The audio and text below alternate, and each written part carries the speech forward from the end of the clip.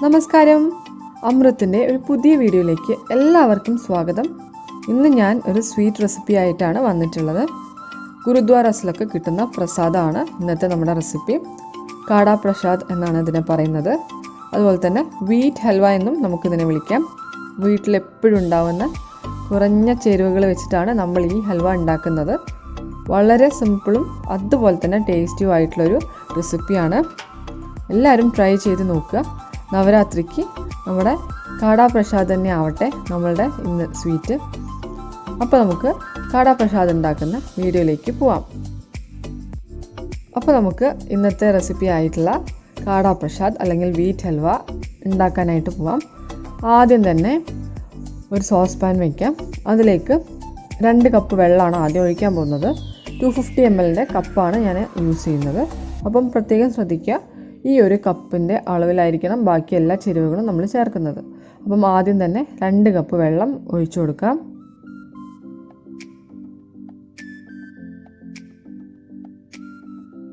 ഇതിലേക്ക് നമുക്ക് 1 കപ്പ് പഞ്ചസാര കൂടി ചേർത്ത് കൊടുക്കാം.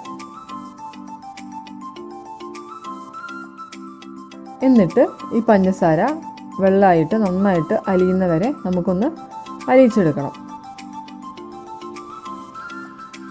പഞ്ചസാര ജസ്റ്റ് ഒന്ന് തിളച്ച് വന്നാൽ മതി. സ്ട്രിങ് കൺസിസ്റ്റൻസി ഒന്നും ആവണ്ട. ജസ്റ്റ് പഞ്ചസാരയും വെള്ളം നന്നായിട്ടൊന്ന് മിക്സായി കിട്ടിയാൽ മതി.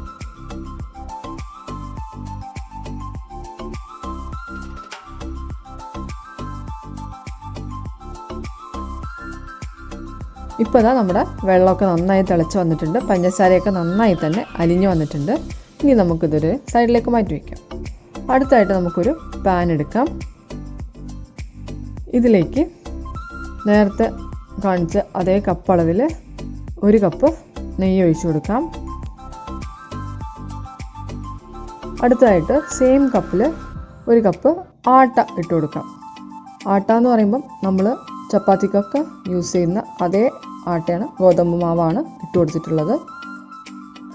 എന്നിട്ട് നന്നായി തന്നെ കട്ടയൊന്നും ഇല്ലാണ്ട് നമുക്ക് മിക്സ് ചെയ്തെടുക്കാം.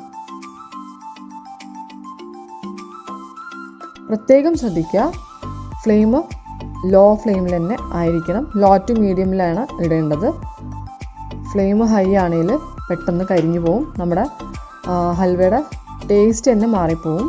അപ്പോൾ വളരെ കുറഞ്ഞ ഫ്ലെയിമിൽ കുറച്ച് നേരം എടുത്തിട്ട് തന്നെ നമുക്കിതൊന്ന് റോസ്റ്റ് ചെയ്തെടുക്കണം. വളരെ സിമ്പിളായിട്ട് ഉണ്ടാക്കിയെടുക്കുകയും ചെയ്യാം, അതുപോലെ തന്നെ ടേസ്റ്റിയുമാണ്. അപ്പോൾ പെട്ടെന്നൊക്കെ ഒരു സ്വീറ്റ് കഴിക്കാനായിട്ട് തോന്നുവാണെങ്കിൽ ഈ ഒരു ഹൽവ ഉണ്ടാക്കിയെടുക്കുക. കുട്ടികൾക്കൊക്കെ തീർച്ചയായിട്ടും ഇഷ്ടമാവും. ഈ ഒരു ഹൽവ എന്ന് പറയുമ്പം എൻ്റെ ഒരു പേഴ്സണൽ ഫേവറേറ്റ് ആണ്. എനിക്ക് കുറേ ചൈൽഡ്ഹുഡ് മെമ്മറീസ് തരുന്ന ഒരു ഹൽവയാണ്.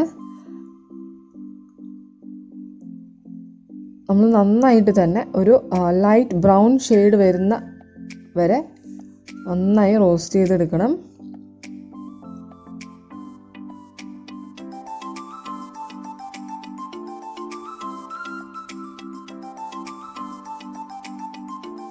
ഒരു സാൻഡ് കൺസിസ്റ്റൻസി ആവുന്ന വരെ നമുക്ക് റോസ്റ്റ് ചെയ്തെടുക്കാനുണ്ട്. പെട്ടെന്ന് തന്നെ ആയി കിട്ടും.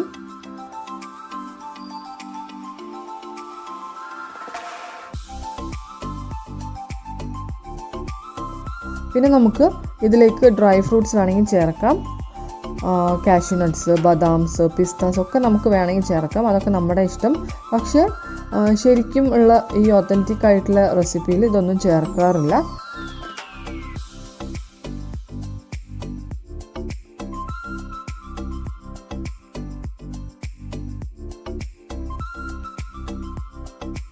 പിന്നെ നമ്മൾ യൂസ് ചെയ്യുന്ന ആട്ട ഇപ്പം വീട്ടിലൊക്കെ പൊടിപ്പിക്കുന്നതാണെങ്കിൽ കുറച്ച് തരിതരിപ്പുള്ള ആട്ടയാണെങ്കിൽ അത്രയും നല്ലതാണ്. പക്ഷേ നമ്മളിപ്പം സാധാരണ ഇപ്പോൾ കടയിൽ നിന്നൊക്കെ വാങ്ങുന്ന ആട്ട ഫൈൻ പൗഡർ ആവുമല്ലോ, അതായാലും കുഴപ്പമൊന്നുമില്ല. എന്തായാലും ടേസ്റ്റ് ഡിഫറൻസ് ഒന്നും ഉണ്ടാവില്ല. അടിപൊളി ടേസ്റ്റ് തന്നെ ആയിരിക്കും.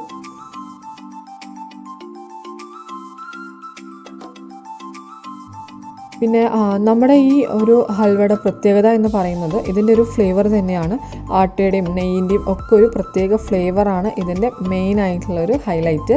നമുക്ക് വേണമെങ്കിൽ ഇതിൽ എക്സ്ട്രാ ഫ്ലേവറിന് വേണ്ടിയിട്ട് ഏലക്കപ്പൊടിയൊക്കെ ചേർക്കാം. ജസ്റ്റ് വേണമെങ്കിൽ മാത്രം. അതൊന്നും ഇല്ലെങ്കിൽ തന്നെ നല്ല ടേസ്റ്റാണ്. ഈ ഇപ്പോൾ ഒരു ആട്ട കൊണ്ടുണ്ടാക്കിയ ഹൽവയാണെന്നൊന്നും നമ്മൾ ആദ്യം കഴിക്കുമ്പോൾ തോന്നില്ല, അത്രയ്ക്കും ടേസ്റ്റാണ്. പിന്നെ ഇതിൻ്റെ ഒരു ഇമ്പോർട്ടൻറ്റ് സ്റ്റെപ്പ് എന്ന് പറയുന്നത് നമ്മളുടെ ഈ ഒരു റോസ്റ്റിംഗ് സ്റ്റേജാണ്. നമ്മൾ ഈ ഫ്ലെയിമൊക്കെ ഹൈ ആക്കിയിട്ട് പെട്ടെന്ന് ഈ റോസ്റ്റ് ചെയ്തെടുക്കുമ്പം ഇതിൻ്റെ ടേസ്റ്റ് ചിലപ്പോൾ മാറിപ്പോവും, എൻഡ് റിസൾട്ട് ചിലപ്പം ടേസ്റ്റ് മാറിപ്പോവും.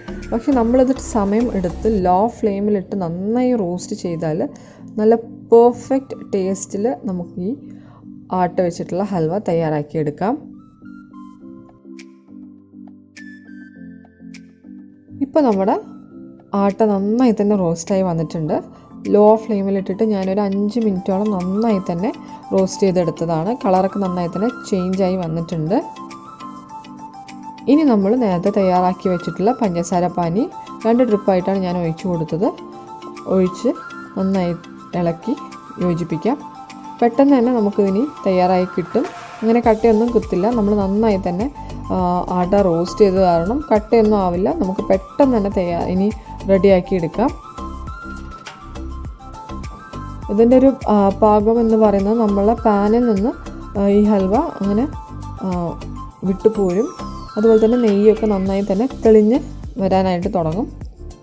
അത്രയും നേരം നമുക്ക് ജസ്റ്റ് ഒന്ന് ഇളക്കി കൊടുത്തോണ്ടേ ഇരിക്കുക. അധികം പണിയൊന്നുമില്ല, ജസ്റ്റ് നമ്മളൊന്ന് റോസ്റ്റ് ചെയ്തെടുക്കണം, അത്രയേ ഉള്ളൂ. വളരെ ടേസ്റ്റി ആയിട്ടുള്ളൊരു ഹൽവ റെഡിയായി കിട്ടും. ഇപ്പോൾ ദാ ഏകദേശം റെഡി ആയിക്കൊണ്ടിരിക്കുന്നു.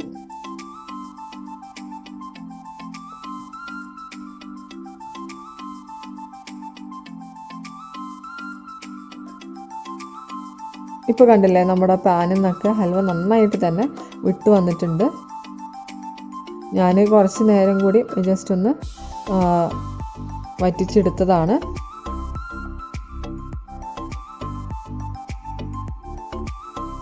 പാനിൽ നിന്നൊക്കെ നന്നായി തന്നെ വിട്ടു വന്നിട്ടുണ്ട്. അതുപോലെ തന്നെ നെയ്യൊക്കെ ഇതാ തെളിഞ്ഞ് വരുന്നുണ്ട്.